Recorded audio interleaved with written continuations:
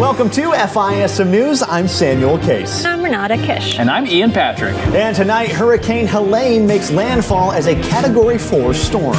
Meanwhile, a blogger posts Trump's hacked campaign info online. And the DOJ unseals charges against New York City Mayor Eric Adams.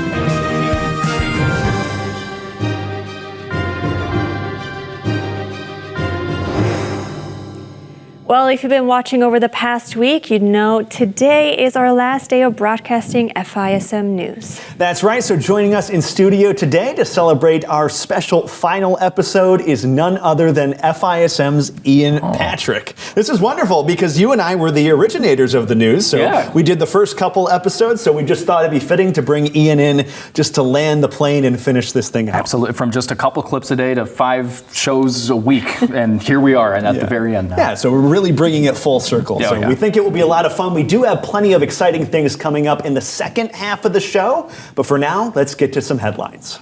Well, Hurricane Helene, as we said in the intro, made landfall in Florida's Big Bend region last night as a powerful Category 4 storm, sadly killing at least 6 people as of this morning and leaving millions without power. Governor Ron DeSantis declared a state of emergency before Helene made landfall, warning people to stay inside while the storm passes through. It's a powerful Category 4 storm. But it's also just very large, and it's going to have impacts are being felt, have been felt, and will continue to be felt far and wide. And so when Floridians wake up tomorrow morning, we're going to be waking up to a state where very likely there's been additional loss of life, and certainly there's going to be loss of property. You're going to have people that are going to lose their homes because of this storm. Helene entered Georgia this morning and has since weakened down to a tropical storm. And moving over to politics, where the House task force investigating the attempted Trump assassination in July held its first public hearing yesterday. 3 local law enforcement officials testified before Congress that the Secret Service did not provide adequate help for the Butler law enforcement team. Head of the Butler County Emergency Services Unit, Edward Lenz, said that his department provided 44 law enforcement officials for the event, surpassing the number requested by the Secret Service. He added that the federal agency did not ask his unit to provide additional snipers. At no point during the planning process was Butler County ESU asked to secure the AGR complex, nor the perimeter surrounding that area. At no point during the planning process was Butler ESU asked to deploy a sniper team to the roof of the AGR complex, and at no point in our operations plan did we ever say that we would deploy a sniper team to the roof of the AGR complex. Drew Blasco, a patrolman with the Butler Township Police Department, said he did have concerns about the AGR complex and asked the Secret Service to provide additional manpower there. According to Blasco, the Secret Service promised they would take care of it. I asked the Secret Service members that we do not have the additional manpower to post anybody there, and I requested additional people to be posted there so there would be no access to those grounds. And what response did you get? That they would take care of it. They would take care of it? Yes. And did you think that meant they would put it within their secured perimeter?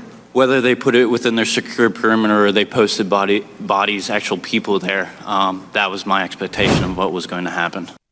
The bipartisan congressional task force is expected to have more hearings on the issue, which will include the second assassination attempt on Trump as well. The panel will release a final report by December 13th. And unfortunately, assassination attempts aren't the only security threat against Donald Trump and his campaign. Yesterday, left-wing journalist Ken Klippenstein published on his Substack an Iran-hacked campaign dossier on Trump's running mate, J.D. Vance. That dossier contains incredibly sensitive information about the VP candidate himself, including his physical addresses and the majority of his social security number, while at the same time also highlighting potential political vulnerabilities as well, such as Vance's previous views on various issues. The information was originally offered and rejected by several major news outlets, with Iran even attempting to share it with the Biden campaign. Klippenstein was promptly suspended from X for posting what it called unredacted private personal information about Vance, which Klippenstein himself claims is, quote, of key public interest this election season. And you know, I'm not just a pretty face here today. I also get to do some news. He's actually here to work. I'm actually here to do some work. It's incredible. With that, why don't I go into that stopgap bill that was heading to Biden's desk the other day? It didn't end up staying there too long, as the president signed the temporary funding measure on Thursday, which effectively keeps the government running until December.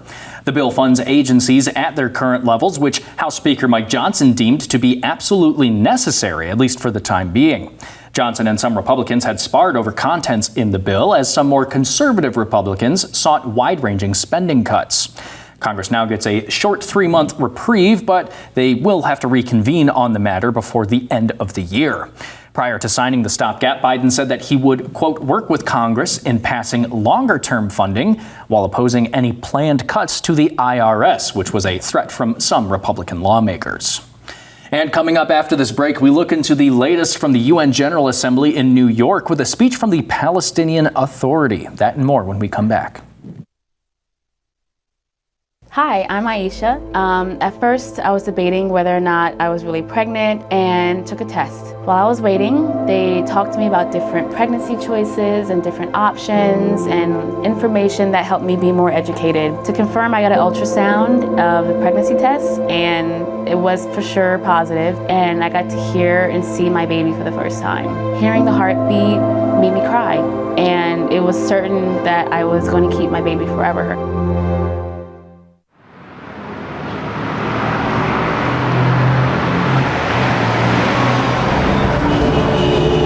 Navigating through investment options can be challenging, especially when you're determined to uphold your God-given values. Every dollar you invest is a vote for the world that you want to live in. Let your values guide your investment decisions and help to shape the culture in which we live. Become a beacon of light and pave the way with biblically responsible investing. Timothy Plan, where faith and finance collide. Before investing, carefully consider the fund's investment objectives, risks, charges, and expenses of the investment company. This and other important information can be found in the fund's prospectus. To obtain a copy, visit timothyplan.com or call 800-846-7526. Read each prospectus carefully before investing. Investing involves risk, including the potential loss of principal. Fear and uncertainty can cause us to hold things tightly and rely on ourselves. But during uncertain times, as believers in Christ, we are called to surrender fully to our sovereign God. Learn a biblically responsible investment strategy proven over 25 years. Keep the money God has entrusted to you out of companies that participate in things that God detests. Fully surrender. Become a Financial Issues Partner today.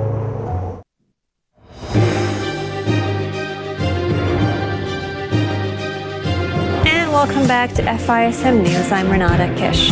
Well, let's start with the UN General Assembly, where Palestinian President Mahmoud Abbas gave a harsh criticism of Israel and its Western allies concerning the Gaza war.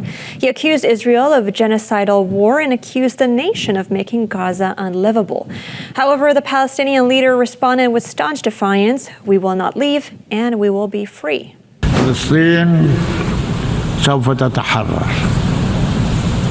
Palestine will be free, despite those who are against it.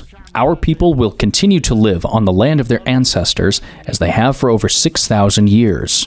They will continue their legitimate struggle for independence. The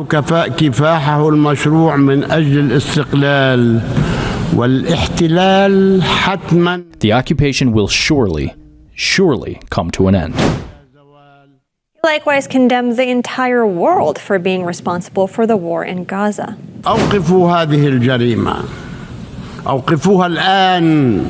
Stop this crime. Stop it now. Stop the killing of children and women. Stop this genocide. Stop sending weapons to Israel. This madness cannot continue. The entire world is responsible. Now, Abbas has had little control over Gaza since Hamas overthrew his government in 2007. He only has some say in the semi-autonomous zones in the West Bank. Israel's UN ambassador Danny Danon responded to him by saying, quote, "There's no greater hypocrisy and lie than this. Abbas's legacy is one of chronic weakness in the face of terrorism and hatred." Meanwhile, back here in the U.S., President Biden met with Ukrainian President Volodymyr Zelensky yesterday, as Zelensky has been in Washington for the past several days, sharing details of his victory plan with the White House and Congress.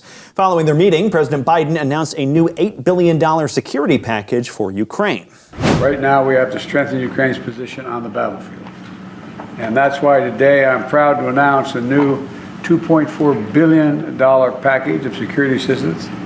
I've also directed the Pentagon to allocate all the remaining security assistance funding that has been appropriated to Ukraine, period, by the end of my term, which is January 20. And this will strengthen Ukraine's position in future negotiations. The same day, Zelensky also met with Vice President Kamala Harris, who reiterated her support for the war-torn country. As I have made clear on our 6 previous meetings and throughout Putin's brutal aggression and war against Ukraine, my support for the people of Ukraine is unwavering. I've been proud to stand with Ukraine. I will continue to stand with Ukraine, and I will work to ensure Ukraine prevails in this war. Meanwhile, Zelensky is also meeting with former President Donald Trump today. Elsewhere, we have an update on New York City Mayor Eric Adams. We briefly reported yesterday that he was indicted on federal crime charges, yet Adams is now saying he won't step down. We now know that Adams was indicted on 5 counts of bribery, campaign finance, and conspiracy charges. Prosecutors say that during his election campaign in 2021, Adams not only accepted illegal donations, which included colluding with foreign nationals, but he actually sought them out. Their indictment reads, quote, after his inauguration as mayor of New York City, Adams soon began preparing for his next election, including by planning to solicit more illegal contributions and granting requests from those who supported his 2021 mayoral campaign with such donations. Now, despite all this, Adams says he doesn't plan to step down, although he faces increasing pressure to do so. Disgraced former New York Governor Andrew Cuomo is already eyeing to replace him. Boy, that would be a sight if Andrew Cuomo really did replace him. Yes, the comeback indeed. of the century. It really would be the comeback of the century. All right, let's finish off our news coverage here with a look at the culture war, specifically focusing in on the topic of abortion. This week, an organization called the American Association of Pro-Life Obstetricians and Gynecologists have called for a collective effort to combat misinformation on abortion pills. In a published letter to the American College of Obstetricians and Gynecologists, the pro-life group, which comprises 7,000 OBGYNs, says that the college can substantially impact Americans' understanding of this and other abortion-related issues. The pro-life group says that abortion drugs have been dangerously pushed as being things like safer than Tylenol, for example. The letter cites the deaths of Amber Thurman and Candy Miller, who tragically passed away after taking abortion drugs. The group says that it's crucial to give, quote, clear and accurate information on the risks of the combination of mifepristone and misoprostol for induced abortion, and to advocate for safeguards to ensure that women receive appropriate supervision during the abortion process. And as I said, that does wrap up our regular news coverage for today and for the rest of FISM News. But we encourage you to stick around for a special message, from all of us. And of course, before we get to any of that, let's go to Seth Udinsky for one more moment in history.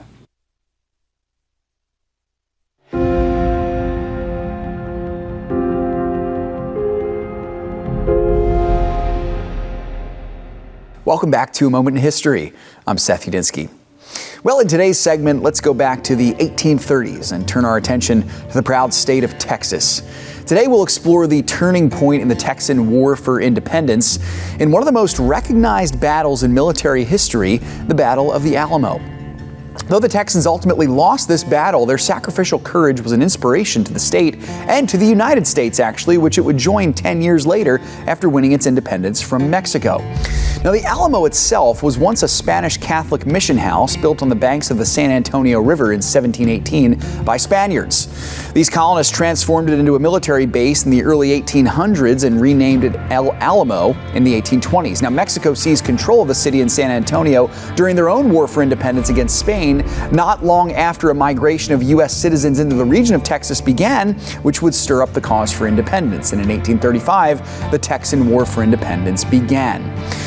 Now, in December of that city, Texan soldiers regained control of San Antonio and the Alamo, and the vastly superior Mexican army regrouped and prepared to retake the city of San Antonio. An attack on the Alamo was imminent.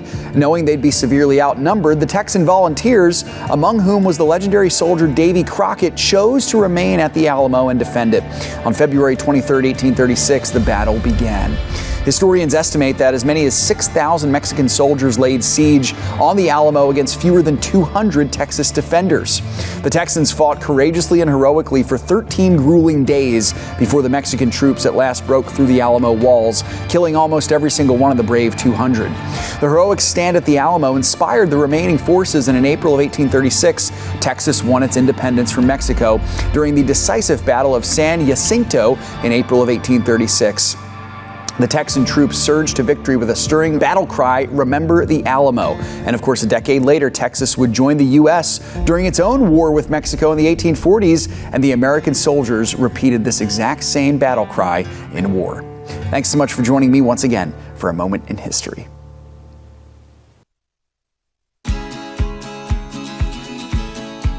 Do you want to invest in biblically responsible stocks? Financial Issues can help.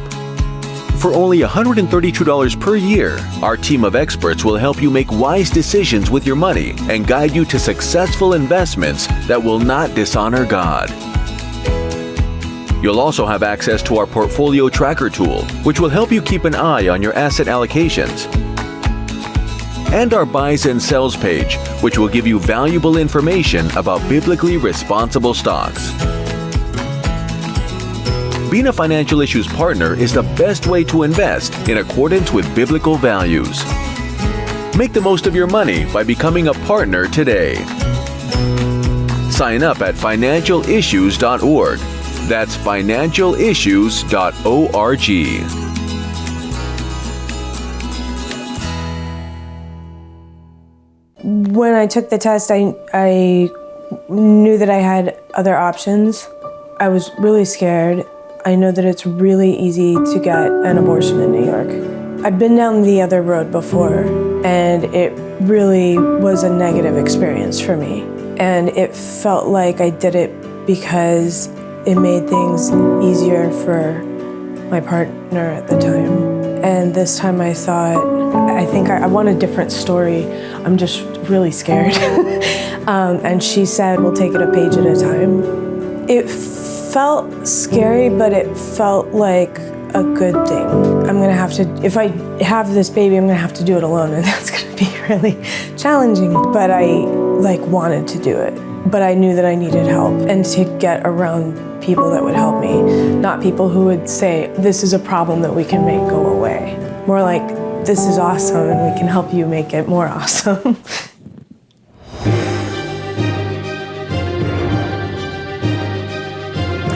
And welcome back once again to FISM News. Now, if you've kept up with us this week, or if you heard us mention it before on this show, then you're aware that this is the last broadcast that FISM News will air. Unfortunately, circumstances out of our control made it difficult for the news to take off in the way that we all hoped it would, and we made the decision to end the program as a result. And while we have some time here for the final program, we would like to thank you, our viewers, for supporting FISM News and allowing us to be a trusted source of information.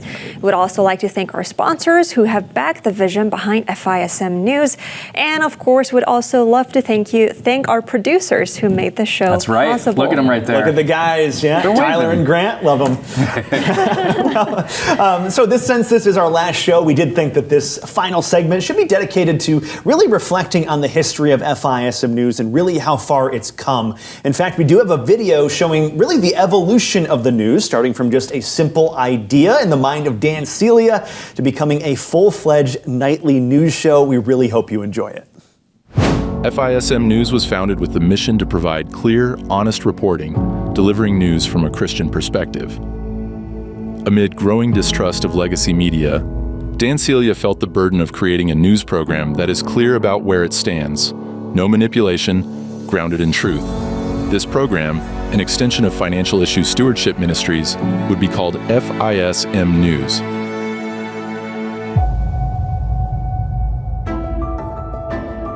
In early 2019, Financial Issues Stewardship Ministries made a significant move by relocating to a new studio space. This transition provided new opportunities to broaden their outreach and enhance their programming and even add new shows. We're going to take a little bit of a look around the studio. This is a set that we've got some great plans for. This is going to be part of some of the original programming that we're going to do. It's a great set. We have a news desk over here. This is going to be part of our news as we'll have some business news that we are building, again, some programming on. Starting small, the news program originated as individual news segments and brief recaps of selected stories. I'm Ian Patrick, and this is FISM News. Hong Kong's chief executive Carrie Lam announced the formal withdrawal of the controversial extradition bill. Ford announced in July that they will start producing electric pickup trucks. After months of producing individual news stories to be used as part of the Financial Issues program, the news team, which at this point was made up of Ian and Sam, started working on a full 30-minute program of FISM News. Welcome to FISM News. I'm Ian Patrick. And I'm Samuel Case. We're glad that you could join us. And today we're going to be talking about new trade deals between the United States, Canada, and Mexico, and what that means for the American purchaser. We'll talk about President Trump's vape ban, what that covers, and what is still considered a permissible vape product. All this and more today at FISM News. Once the pilot episode was complete, it wasn't long until the news was added into the rotation of shows produced for FISM TV. Originally, the news would air on Tuesdays and Thursdays at 7 p.m. Eastern Time. In addition to reporting the news on air, the news team also started to write articles on the news of the day for the website. Before too long, the news team was ready to expand and add new team members. And over the course of its history, numerous talented people have played a key role in the growth of the news program.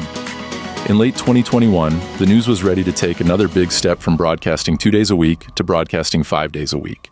So FISM News is going to 5 days a week. It really has been an incredible journey. You're going to get so much more of the news and content that you're really looking for and that you really need. And we're excited to finally bring you 5 days of FISM News. This shift opened up new opportunities for growth, including forming partnerships with other stations and networks, which allowed FISM News to broaden its audience. While most of the news broadcasts took place in the studio, the team occasionally had the chance to report on location. The most notable example of this was their coverage of CPAC. I'm Samuel Case with FISM News. We're here at the main stage at CPAC. We just got done listening to a very impassioned and fiery speech by Donald Trump Jr. He sure was a crowd pleaser where he really... In early 2023, the news program made another significant leap by transitioning to a spacious new set. This exciting transition shaped the news program into the format you're likely most familiar with. Over the past 5 years, with a small team and limited resources, FISM News grew from a concept in Dan's mind into a nightly news program, reaching thousands of viewers across the country.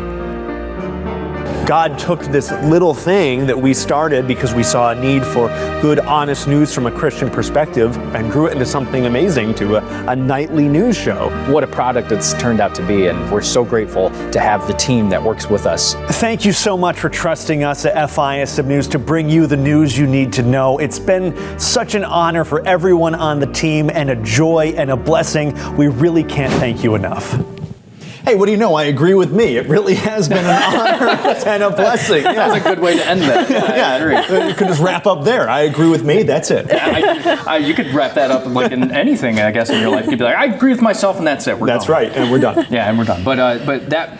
I think that was just such a good representation of the news journey that it has taken. It really was Dan who pushed initially Sam and myself. Yeah, we worked as we were producers. Yeah, I did the video camera production behind the scene, and you did audio board. And pretty quickly, Dan said, "Hey, I got a little project for you guys. You guys want in on it?" And pretty quickly, we realized that project wasn't so little. Actually, not really, but it was fun. Yeah, it was a lot of fun, and there were a lot of moments too where Dan would just have to throw us into the deep end, so to speak. Lovingly. Always lovingly. And Dan knew what he was doing too. It was never he threw us in there not expecting something to happen. He knew Dan we were had a ready. plan. He knew we were ready. He knew what needed to happen. And he was so good about making sure that he pushed the news to the best ability that it could be. Yeah, it was really incredible. I really love that image. He's like, okay, I know you guys are a little nervous to do this, but there you go, and you're in. Yeah, and we're out. It always really worked out, and it was great that he trusted us, and it was incredible that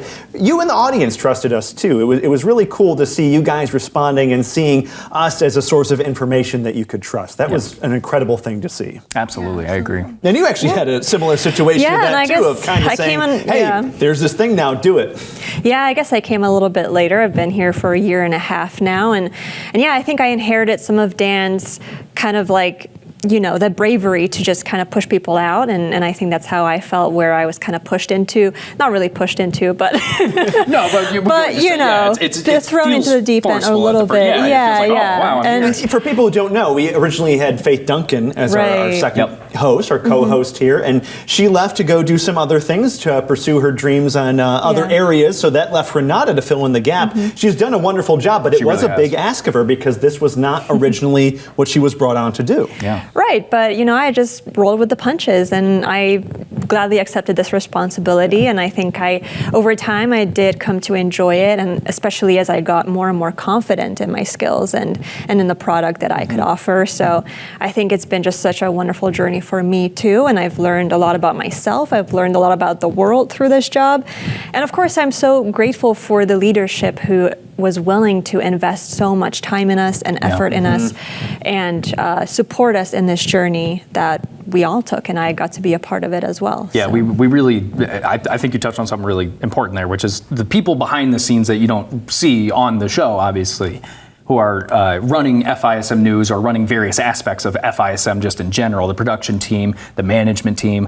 All of these people had such a passion for pushing the news out to do the best that it could and to go wherever it could and to make sure that people could see it and view it. And they believed in the vision of what it was. To have a more of a, which was what Dan's vision was, to have more of your classic, straightforward style news, very little commentary. There'd be a little bit from time to time, but for the most part, just to have us reading the news, saying the stories, letting you know what's going on in the world from a Christian worldview, which only it informed all the stories that we did. And sometimes we'd be praying before the show. He's like, Lord, these stories, they're a little heavy today. So we're asking that your will be done through this somehow, that you can communicate the gospel in some way, speak to someone in our audience through these stories. We don't know how that works. We don't know how that's even going to work. No, I don't think we'll ever know how it works. Well, it's not even going to know how it works in terms of the news now that it's ending. But we have to trust that his will was done through the news, and that was an incredible honor to be part of it. Oh, a huge honor. And I will say, I remember one of the big goals for FISM News, at least from my end, was even if somebody watched it who was not a Christian and they watched it and they saw, oh, these guys are coming from this perspective, that's really interesting, I should explore this Jesus person.